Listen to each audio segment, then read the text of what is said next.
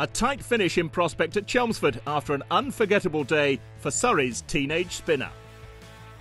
After Kumar Sangakkara reached 200 in Surrey's first innings total of 369, the Essex batsman fought back well to put the Division 1 leaders in a strong position on day 2 at Chelmsford.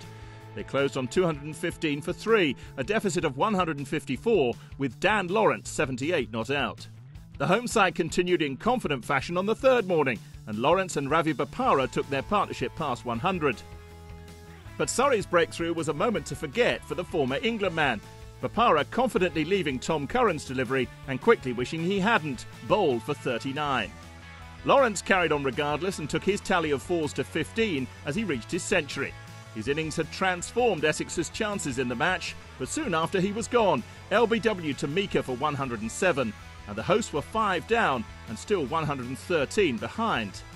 The situation called for experience, and in Tendulkar and Foster, Essex had exactly that.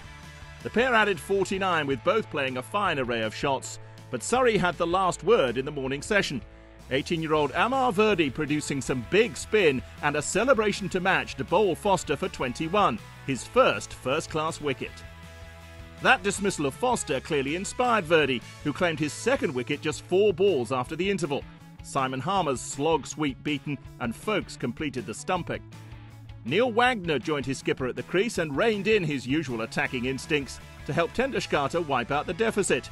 The captain posted his 50 from 82 balls, and Surrey's first innings lead was disappearing fast.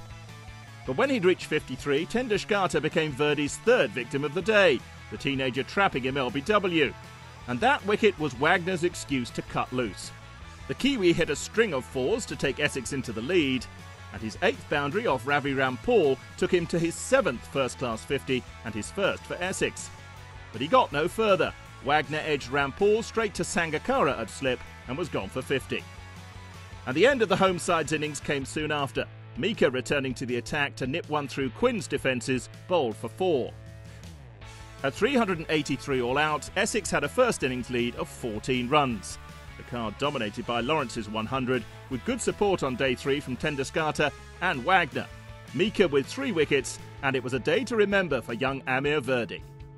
After an early tea, Surrey began their second innings, and after an early scare or two, Rory Burns and Mark Stoneman soon began to score freely.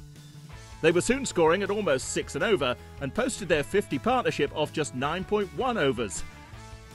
By now, the floodlights were on at Chelmsford, and as the gloom deepened, Surrey's progress stalled, before Stoneman was dismissed, brilliantly caught by Alistair Cook at slip off Wagner for 28.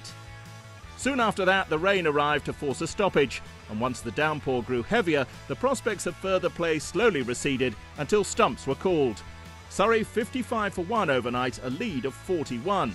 Depending on the weather, and with Kumar Sangakkara still to bat again, things could get very interesting at Chelmsford on day 4.